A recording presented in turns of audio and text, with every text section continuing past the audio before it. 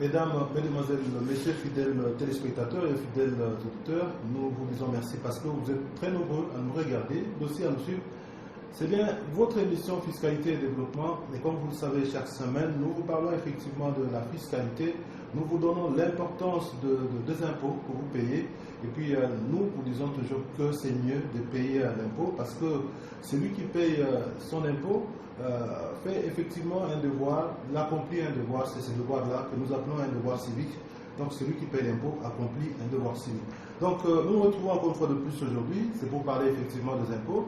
Et comme vous pouvez bien sûr le constater, les cadres l'indiquent très bien, nous sommes à la direction provinciale des impôts du Kasaï oriental, la direction provinciale des impôts du Kasaï oriental qui gère pratiquement l'ancienne configuration du Kasaï oriental, ça veut dire la province de Lomami, la province de Saint-Cloud et aussi la province du Kasaï oriental dans sa configuration actuelle.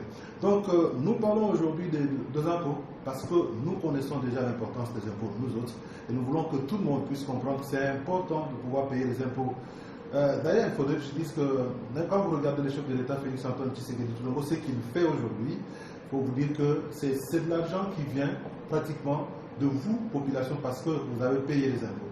C'est comme ça que le chef de l'État est en mesure aujourd'hui de travailler, d'arranger les routes, comme on peut le constater dans la ville de Mbuji-Mayi, comme on peut aussi le constater dans la ville de Mbuji-Mayi, la construction des écoles, des centres de santé, et donc, mais aussi il y a des hôpitaux, des grands, comme par exemple cet hôpital de la Mouya, qui a été construit avec le fonds de la République démocratique du Congo. Donc ces fonds viennent pratiquement des impôts que vous payez. Voilà pourquoi nous nous retrouvons aujourd'hui pour parler de ces sujets importants.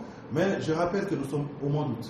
Alors, nous avons bien sûr échangé avec le chef de division assiette, de la division provinciale assiette, de la direction provinciale des impôts du Kasaï oriental. Monsieur le chef de division, bonjour.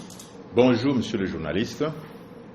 Voilà, donc c'est un plaisir pour nous de vous retrouver encore une fois de plus dans ces beaux cadres pour pouvoir échanger sur pratiquement les impôts. Et nous sommes au mois d'août pratiquement. Quels sont les impôts que vous percevez au mois d'août? Oui, merci de la question. Le mois d'août, c'est un mois ordinaire comme tous les mois. Donc il y a des impôts qui sont perçus mensuellement, notamment l'impôt sur les rémunérations des nationaux, l'impôt exceptionnel sur les rémunérations des expatriés, l'impôt sur la taxe sur la valeur ajoutée. Oui. Voilà, c'est un impôt sur la dépense.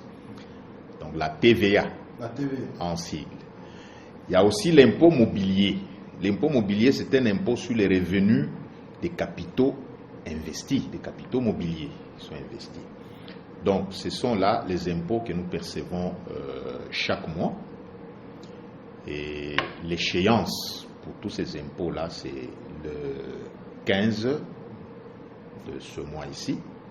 C'est ainsi que nous rappelons à tous nos contribuables qui nous suivent en ce moment de venir, de ne pas attendre seulement le dernier jour, le 15, de commencer déjà à venir. Il y en a qui viennent déjà. C'est une bonne chose. Merci. Voilà, donc ça c'est très important. Nous avons des impôts pratiquement sur le paiement. On a dit les paiements des nationaux, mais aussi des expatriés, parce que ça c'est très important. Il y a beaucoup de gens qui ne savent pas que lorsqu'ils voient les Blancs travailler aussi, en fait, des personnes qui viennent d'autres pays ici, ces gens-là contribuent aussi. C'est très important qu'on les découvre aussi aujourd'hui, parce qu'eux aussi, quand ils perçoivent leur salaire, nécessairement, ils doivent payer aussi l'impôt à l'État, parce qu'en fait, il faut dire que tout se passe dans ce pays grâce à ceux qui sont là au sommet et qui travaillent et qui ont besoin de l'argent pour que le pays puisse avancer. Alors, nous voudrons maintenant, parce que ça c'était juste l'actualité pour ces mois d'août, maintenant nous voudrions revenir aux impôts. Généralement, la DPI, la Direction provinciale des impôts, perçoit combien d'impôts? Quel type d'impôts? Oui, c'est une bonne question de précision. Il ne faut pas parler seulement de la direction provinciale des impôts, il faut parler du service, la DGI, la Direction générale des impôts. Oui. D'abord, je dois signaler que notre fiscalité organise 3 types d'impôts. Il y a les impôts sur le patrimoine, les impôts sur les revenus et les impôts sur la dépense, ou l'impôt sur la dépense. Alors, sur le patrimoine, c'est ça qu'on appelle l'impôt réel. Là-dedans, nous trouvons l'impôt sur le véhicule automobile. Nous trouvons l'impôt sur les concessions minières et d'hydrocarbures. Il y a aussi l'impôt foncier sur les propriétés bâties ou non bâties. C'est ça qui constitue l'impôt réel. Cette rubrique a été cédée aux entités administratives décentralisées, c'est-à-dire aux provinces. Alors, le deuxième type d'impôt, c'est l'impôt sur les revenus. Là-dedans, vous avez l'impôt sur les revenus des capitaux mobiliers. Nous reviendrons là-dedans avec un peu de détail. Oui. J'énumère d'abord. Nous avons l'impôt sur les revenus locatifs. Et puis, nous avons l'impôt sur les revenus professionnels. Alors, je dois aussi signaler que l'impôt sur les revenus locatifs a été cédé aux entités décentralisées, aux provinces. Donc, à la DGI, il nous reste seulement l'impôt mobilier et l'impôt professionnel. Dans l'impôt professionnel, il y a l'impôt sur le bénéfice et profit. Il y a l'impôt sur les rémunérations, que ce soit des nationaux ou des expatriés. Et ceux qui engagent les expatriés, ils ont aussi un impôt exceptionnel qu'ils payent pour le fait d'avoir engagé les expatriés. Et puis, il y a la taxe sur la valeur ajoutée. Ça, c'est un impôt sur la dépense. Voilà. Donc, si je peux me résumer, à la DGI, il nous reste seulement la taxe sur la valeur ajoutée, la TVA. Il nous reste l'impôt sur les revenus mobiliers et professionnels. Donc, sur les revenus locatifs, nous avons cédé ça. L'impôt réel, nous avons cédé ça aux entités décentralisées. Voilà, donc vous avez parlé aussi de l'impôt sur les mobiliers.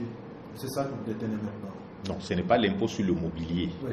L'impôt mobilier en abrégé, c'est-à-dire l'impôt sur les capitaux mobiliers. Les capitaux mobiliers, il y a les intérêts. Vous savez, dans des entreprises, on peut investir en capital, on peut prêter de l'argent à une entreprise, bien, l'entreprise peut emprunter de l'argent, et ce n'est pas gratuit. Il y a des intérêts qu'il faut payer. Il y a les dividendes. Pour ceux qui investissent dans le capital, ça produit des dividendes qu'on doit distribuer aux associés. Ce sont les dividendes-là, et les intérêts, à titre d'exemple, qu'on appelle les capitaux mobiliers. Donc, ce sont les capitaux investis dans une entreprise. Alors, les revenus de ces capitaux-là, c'est ça qui est frappé par ce que nous appelons l'impôt mobilier. Mais il y a aussi l'impôt professionnel. L'impôt professionnel, c'est-à-dire la profession d'une entreprise, c'est de générer des bénéfices. C'est ça même le but d'une entreprise. Le but est lucratif. Alors, le bénéfice, c'est un revenu professionnel. C'est lié à la profession de l'entreprise. Les rémunérations qui sont versées au personnel, ce sont des revenus professionnels parce que c'est lié à leur profession. Voilà. Comment on calcule tous ces impôts-là? Parce que là, chez nous, il se pose le problème. Vous me dites que vous êtes dans un système déclaratif où les gens viennent déclarer ce qu'eux, ils ont eu comme bénéfice. Est-ce que vous trouvez que les gens viennent vous dire souvent la vérité ou tant? Bon, je sais que par expérience, les gens ne disent pas toujours la vérité. Il y en a qui le disent, il y en a qui ne disent pas. Notre système jusque-là, il est déclaratif, c'est-à-dire on donne la liberté, la latitude à chaque contribuable de venir nous dire qu'est-ce qu'il a réalisé. Et nous avons des formulaires de déclaration où on indique comment il doit remplir pour pouvoir dégager ce qu'il a réalisé et ce qu'il doit nous payer. Et les taux en matière de l'impôt sur le capital immobilier, je crois que le taux jusque-là c'est de 20%. Et sur les revenus professionnels, le bénéfice, là, il y a un distinguo qu'il faut faire. Ça va nous ramener à parler de la catégorie même des contribuables. Mais n'empêche, on peut déjà dire que au droit commun, les entreprises qui relèvent, les contribuables qui relèvent du droit commun, généralement, ce sont les moyennes entreprises et les grandes entreprises. Le taux est de 30%, le taux maximal est de 30%. Si le bénéfice réalisé, quand vous réalisez un bénéfice et que vous appliquez un taux de 30%, vous comparez avec le 1% du chiffre d'affaires réalisé. Si l'impôt calculé est inférieur au 1% du chiffre d'affaires, alors c'est le 1% qu'on va prendre, qu'on va considérer. C'est ça qu'on appelle l'impôt minimum. Mais pour les petites entreprises, l'impôt actuellement est basé sur le chiffre d'affaires. C'est le 1% du chiffre d'affaires. Et comment on dépose ce chiffre d'affaires-là? Le chiffre d'affaires, il est déclaré par le contribuable lui-même. Le chiffre d'affaires, c'est quoi? Parce qu'il y a beaucoup de gens qui confondent le chiffre d'affaires avec le capital. Oui. Le chiffre d'affaires, c'est le chiffre, le volume de vente, pour ceux qui sont dans les ventes, ou bien le volume de tout ce que vous avez presté en valeur. Oui. Qu'est-ce que ça vous a rapporté? C'est-à-dire, quand vous vendez, quand vous prestez les services, c'est qu'on vous donne là, le volume là accumulé pour toute l'année, c'est ça le chiffre d'affaires, qui est différent du capital. Oui. Le capital, c'est le montant avec lequel vous avez monté une entreprise. Oui, voilà. Donc, vous serez étonné de voir que quelqu'un qui vend du cabri, par exemple, chaque jour, il abat peut-être 4 chèvres. Mais quand vous passez là chaque jour, vous le voyez seulement, il a un petit truc. Quantité. Voilà. Mais par jour, c'est quelqu'un qui vous abat peut-être 4 chèvres. Oui. Qu'est-ce qu'il vend par jour? Vous pouvez voir une boutique dans un conteneur qui vend du sucre et d'autres produits alimentaires. Il faut voir le volume de vente par jour. Quelqu'un peut vous dire que non, moi je vends par jour $100, par jour $50, par jour 30 000 francs. Maintenant, il faut voir, pour toute l'année, les 360 ou 365 jours, combien il a vendu, le volume de vente là. C'est ça le chiffre d'affaires qu'il doit nous déclarer. Voilà. Je crois que ceux qui nous suivent ont bien compris ça. C'est vraiment très important parce qu'il y en a qui, lorsqu'une agence se présente devant lui, déjà il commence à paniquer. Ou soit il ne veut même pas écouter ce qu'on lui dit, fuit. Ça crée aussi des problèmes souvent quand les agents vont là-bas échanger avec les contribuables. Des fois, les contribuables, certains contribuables ne comprennent pas. Et c'est ici l'occasion de leur dire que c'est important d'écouter ce genre d'émission parce que vous avez déjà de la matière et quand quelqu'un arrive chez vous, vous savez déjà comprendre ce qu'il est venu chercher. Alors maintenant, là, je voudrais qu'on revienne peut-être à la TVA. J'aimerais d'abord, si vous me le permettez, revenir sur les taux de l'impôt. Oui. Il y a une catégorie que nous appelons des micro-entreprises. Ouais. Les micro-entreprises, ils payent un forfait pour l'impôt sur le bénéfice. Ils payent un forfait qui est déjà un montant déjà fixé par la loi, qui est de 30 000 francs congolais pour toute l'année.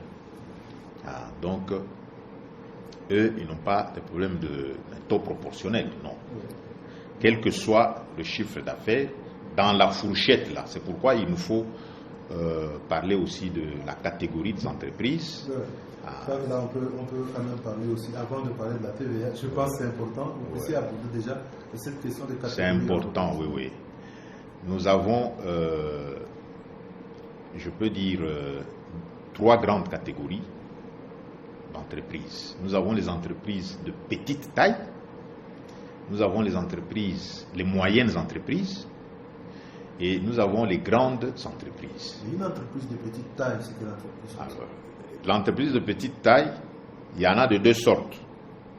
Il y a les micro-entreprises et il y a les petites entreprises. Les micro-entreprises sont les entreprises dont le chiffre d'affaires, donc la catégorisation, je dois le spécifier, est basée sur le chiffre d'affaires. Ce n'est pas basé sur le lieu ou l'emplacement de l'entreprise. Ce n'est pas lié à l'achalandage. Parce que vous pouvez voir quelqu'un qui étale des petites choses, mais qui vous fait un grand chiffre d'affaires. Il y a beaucoup. Il y a des choses cachées quelque part où il fait beaucoup d'argent. Alors, il y a des micro-entreprises, comme je disais, dont le chiffre d'affaires varie entre 1 franc et 10 millions de francs pour toute l'année. Voilà. Alors, dans cette fourchette-là, quel que soit le chiffre d'affaires, quelqu'un peut réaliser 6 millions pour toute l'année, 2 millions pour toute l'année, ou 10 millions pour toute l'année. Il peut se retrouver aussi au cours d'une autre année. Il est allé au-delà des 10 millions. Oui, quand il va au-delà, il change de catégorie. Alors, dans cette catégorie-là, le montant à payer est le même, 30 000 francs, l'impôt sur le bénéfice. Et là, vous voyez qu'il y a un peu d'injustice. C'est une fois par an. C'est une fois par an. Alors, la deuxième catégorie, c'est les petites entreprises. Toujours dans la catégorie des entreprises de petite taille. Oui. Les petites entreprises, le chiffre d'affaires varie entre 10 millions 1 franc jusqu'à 80 millions de francs. Là, ce sont les petites entreprises. L'impôt sur le bénéfice pour les petites entreprises est basé sur le chiffre d'affaires. Oui. Bien qu'on appelle ça impôt sur le bénéfice. Alors, on applique 1% pour ceux qui sont dans les ventes et 2% pour ceux qui sont dans les prestations de services. Il peut se faire que la personne se retrouve dans les deux genres d'activités, vente et prestation de services. On va voir qu'est-ce qui prévaut, c'est-à-dire qu'est-ce qui domine. Si c'est les ventes qui dominent, il sera soumis au 1%. Si c'est les prestations de services qui dominent, il sera soumis au 2%. Et quand il calcule les 2% ou le 1%, au mois de janvier, il nous paye d'abord une quotité qui est de 60% de l'impôt. Et il vient solder la deuxième quotité qui est de 40% de l'impôt au mois d'avril, plus tard au 30 avril.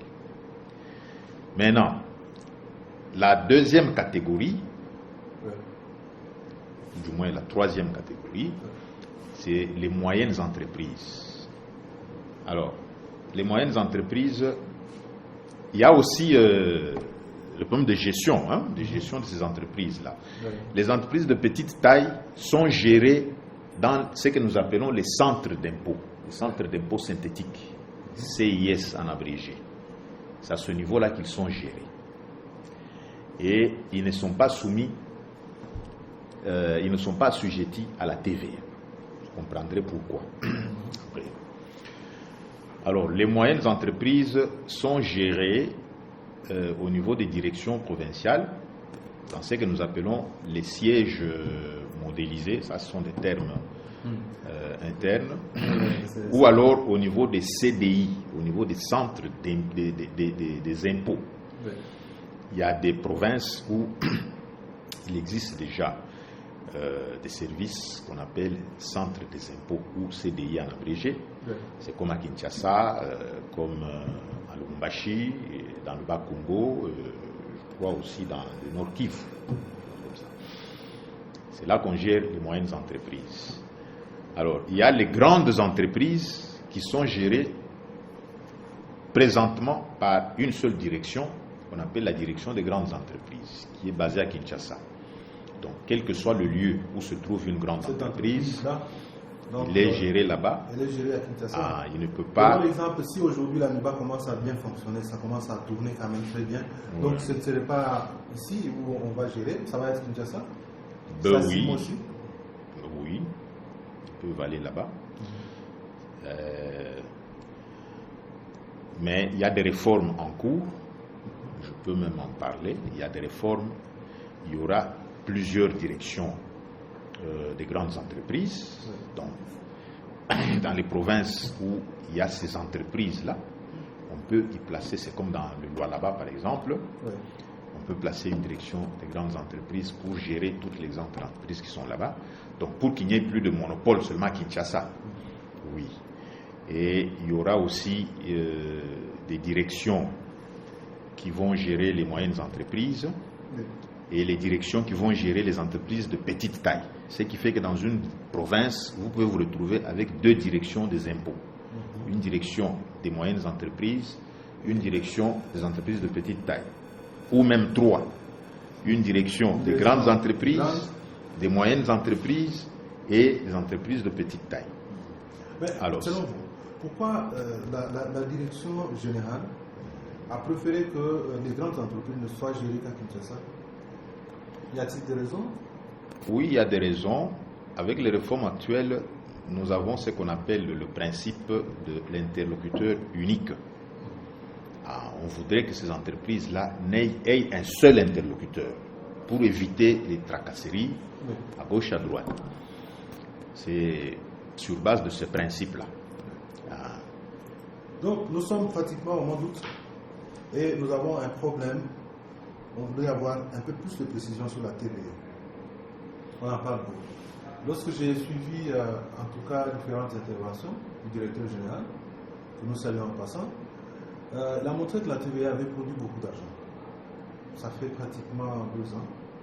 Et je crois que la direction provinciale, en fait, la direction générale des impôts a été même, en tout cas, considérée comme une régie qui a donné beaucoup d'argent, qui est allée au-delà des assignations. La plus grande régie. Oui, la plus grande, qui est allée au-delà des assignations. Ouais. Qu'est-ce que vous appelez TVA et quel est votre secret là-dedans? Bon, la TVA, il faut dire que c'est un impôt sur la dépense. À chaque fois que vous dépensez quelque chose, Oui. vous payez la TVA, peut-être sans le savoir. Donc il y a presque tout le monde, tous les consommateurs. Il suffit de consommer, vous payez quelque part la TVA. Ça, c'est pas Mais est-ce que chez nous ici, ça existe? Quelqu'un qui achète une chemise au marché, donc, que l'on paye directement la taxe là. C'est possible? Non, il faut faire la part des choses. La TVA, ce n'est pas tout le monde. Tous les contribuables ne sont pas assujettis à la TVA. Oui. Je sais que nous allons évoluer pour arriver à ce que tout le monde tous les contribuables puissent être assujettis à la TVA. Ça va arriver un jour. Mais en attendant, il y a ce qu'on appelle le seuil d'assujettissement. Ne peuvent collecter la TVA que les entreprises qui ont atteint le seuil d'assujettissement, ou alors les entreprises bien qu'ils ne sont pas au seuil d'assujettissement, mais qui sollicitent l'assujettissement dans leurs transactions, pour faciliter leurs transactions avec certaines grandes entreprises. Donc le seuil d'assujettissement à la TVA présentement est de 80 millions de francs. Lorsque un contribuable a atteint ce seuil-là, Oui. il est assujetti à la TVA. La TVA. Il doit collecter la TVA. Alors, ceux qui collectent la TVA, ils doivent émettre des factures. C'est là que je voudrais Et dans la vraiment facture, ça doit ressortir. ressortir. La mention TVA doit ressortir. Il y a un modèle même de facture qui est obligatoire. Je sais que chez nous, les gens n'ont pas la culture de la facture. Quand vous allez acheter quelque chose, le client ne réclame pas la facture, Il n'en a même pas besoin. et le vendeur lui aussi, il n'aimait pas la facture. Bon, nous devons parvenir à changer. Dans nos mentalités, nous devons changer. Donc, il faut réclamer la facture. Si vous allez acheter dans une entreprise qui collecte la TVA, vous verrez cette mention-là sur votre facture TVA, surtout dans les supermarchés. En Bujumbura, il n'y a qu'un seul supermarché. Mais si vous regardez bien toutes les factures émises, parce qu'eux, ils émettent les factures, vous verrez la mention TVA. Donc, tous les consommateurs qui vont là-bas, ils supportent la TVA. J'aurais bien voulu citer ces supermarchés-là, mais en fait, je ne fais pas la publicité des gens. Non, c'est pas du tout bon. Ouais. Mais il y a aussi un autre magasin que je connais. Donc, Je veux bien comprendre. Je crois que c'est la même manière que les amis qui nous regardent, qui nous suivent. Je voudrais bien comprendre. Est-ce l'entreprise qui vient solliciter d'être assujettie à la TVA, est-ce que c'est la direction qui constate que là-bas, ce monsieur-là, parce qu'il a tel chiffre d'affaires, il est déjà assujetti à la TVA? Mais s'il y en a ici, il y a combien d'entreprises comme ça qui sont assujetties à la TVA? Bon, de mémoire comme ça, je ne peux pas vous citer, mais je crois que c'est dans une soixantaine qui sont gérés ici au siège. Je crois que c'est dans la soixantaine ou 70 qui sont assujettis à la TVA. Alors, ceux qui sollicitent d'eux-mêmes, une entreprise peut être gérée dans un CIS, mais ils trouvent que comme il est en affaires avec les entreprises qui sont assujetties à la TVA, ils trouvent aussi l'importance d'être assujettis. Pourquoi? Parce que, voilà l'avantage. Quand vous collectez la TVA, c'est-à-dire par vos ventes, vous calculez la TVA. Ce n'est pas toute cette TVA-là que vous allez, on appelle ça la TVA collectée. Ce n'est pas tout ça que vous allez verser. Vous allez voir aussi dans vos factures, ceux qui vous ont facturé aussi, là où vous allez faire vos achats. Il y a ce qu'on appelle la TVA supportée. Vous avez supporté la TVA, soit à l'importation, soit chez les grossistes. Vous avez supporté la TVA. Maintenant, quand vous allez vendre aussi, vous collectez la TVA. Vous allez faire la différence à la fin du mois. La TVA collectée, moins la TVA supportée. C'est la différence là qui se dégage que vous allez payer. Vous allez déposer. Parfois, ça peut être négatif ou ça peut être zéro. Maintenant, si vous supportez la TVA, mais vous n'êtes pas assujetti à la TVA, vous voyez que vous perdez quelque part parce que vous n'avez pas la possibilité de déduire la TVA que vous avez collectée là. C'est pourquoi il y a des entreprises qui viennent solliciter, bien qu'ils ne sont pas au seuil d'assujettissement, ils viennent solliciter l'assujettissement à la TVA. Mais la tendance est que les petites entreprises vont bientôt être assujetties aussi, tous assujettis à la TVA. Quelle est l'importance de cette taxe exactement? L'importance, c'est une ressource pour l'État. C'est ça l'importance. C'est une ressource pour l'État. Oui. Oui. C'est une source d'argent pour l'État. L'État qui a besoin de l'argent pour construire des routes comme on le voit ici chez nous. Parce que, en tout cas, aujourd'hui, on ne sait plus, en tout cas, dire que l'État ne fait plus rien. Parce qu'à l'époque, beaucoup de gens ne voulaient pas payer. Parce que nous regardons aujourd'hui, ici, chez nous, dans la province de Kassa-Oriental, nous trouvons qu'il y a des routes qu'on est en train de réhabiliter. On dirait même qu'on est en train de construire. Il y a des écoles comme l'école du 4 janvier. En tout cas, aujourd'hui, quand vous y allez, vous trouvez que c'est une très bonne école. Une très grande école, une belle école en fait, bien construite. Vous avez l'hôpital de la Mouya, vous avez l'école primaire Karingam Duchi. Ce sont là les réalisations du gouvernement de la République. Et pour que ce gouvernement arrive à trouver cet argent-là, il faut absolument que les gens payent. Or, beaucoup de gens se disaient, mais l'argent ici, nous donnons seulement aux gens de la direction provinciale des impôts là, et ils sont bien, et nous n'avons rien. Nous, les pauvres, nous devons encore leur donner de l'argent.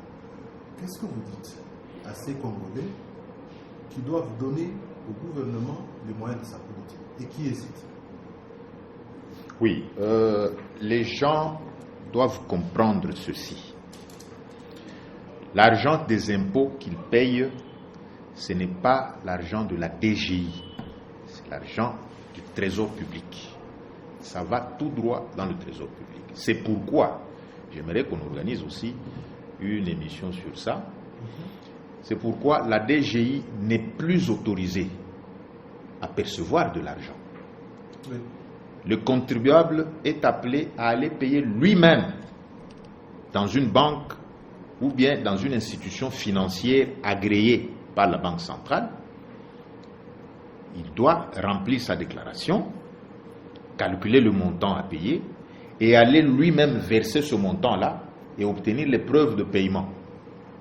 Quand vous versez de l'argent, on ne vous donne pas la preuve de paiement, il faut réclamer. Donc, ce n'est pas l'argent qui va dans les poches de la DGI ou des agents de la DGI. Si vous donnez votre argent à un agent de la DGI, ça c'est à vos risques et périls. peut-être que vous lui faites confiance. Il faut qu'il mérite cette confiance. Mais ça ne sert à rien de payer par l'intermédiaire de. Allez-y vous-même, prenez le temps vous-même d'aller payer.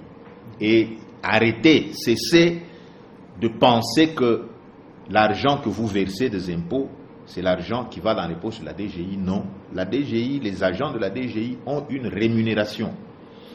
Et d'ailleurs, lorsque vous payez plus, la rémunération des agents de la DGI aussi augmente. parce qu'ils sont motivés par l'État pour qu'ils puissent réaliser beaucoup plus de recettes. Donc, quand nous payons bien nos impôts, nous donnons les moyens conséquents à l'État pour qu'il puisse réaliser tout ce qu'il a comme projet de société. Donc, je crois qu'avec tout ce qui s'est fait actuellement, tout ce que le gouvernement est en train de réaliser actuellement à travers le pays, je crois que c'est un signe, un très bon signe qui montre que votre argent n'est pas perdu. Alors, il faut donner beaucoup plus de moyens à l'État pour éviter aussi que le gouvernement aille emprunter de l'argent à l'extérieur. Parce que quand on va emprunter de l'argent à l'extérieur, fonds monétaires, nous restons des esclaves de ces gens-là. Il nous faut produire nos propres revenus.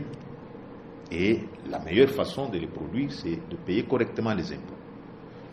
La meilleure façon de produire de l'argent pour que le gouvernement puisse faire beaucoup de choses pour nous, c'est payer des impôts. Vous l'avez suivi certainement. Et puis, moi aussi, je voudrais rappeler que nous avons des militaires au front. Ces militaires-là sont payés avec l'argent qui vient de nous, Congolais, donc qui vient de nous. Donc, si nous ne payons pas ces impôts-là, les militaires ne seront pas payés. Et le pays va être très fragile. Les policiers, la même chose. Et puis, il y a des hôpitaux dans lesquels nous allons pour prendre des soins. Je crois que c'est encore le gouvernement qui les construit pour que nous puissions avoir accès aux soins de qualité. Voilà pourquoi nous félicitons donc le directeur provincial des impôts du Kasaï oriental, M. Jean-Pierre Moutamba. Je crois que je ne me suis pas du tout trompé sur le nom. Non, c'est son nom. C'est exactement ça. Nous lui disons merci parce qu'il nous a donné cette opportunité de pouvoir échanger avec les responsables de la division des assiettes sur ce qui concerne les impôts. Je crois que très prochainement, nous allons encore revenir sur d'autres thèmes. Mais aujourd'hui, je voudrais que nous puissions terminer en Djibouti. C'est très important. On a cité différents impôts. Nous avons insisté sur la TVA. Nous avons donné l'importance de la TVA, ou en fait de tous les impôts de manière générale. Et il y a eu un message que vous avez donné. Mais il y a aussi des amis qui aiment bien écouter ça en Djibouti. Peut-être un petit résumé en Djibouti pour permettre à tous ceux qui nous ont suivis et qui continuent à nous suivre, qui vont continuer à nous suivre en ligne, de pouvoir retenir quelque chose dans notre langue, si c'est possible. Ok, ndingambila bawet bons badi bafuta bita di biabu aba bons badi benza mudim campanda il kende bwan bafuta bita di dimba vouluje bwani mule 15 qui mutu une échéance wa kulukufuta tita di surtout bigela bwani hyper impôt sur les rémunérations qui échéance wa kulukufuta TVA kanu fumoito parce que ouais moi tu échéance ou du heche occasion pour l'administration bon coucou taxé bon coucou enzeje alors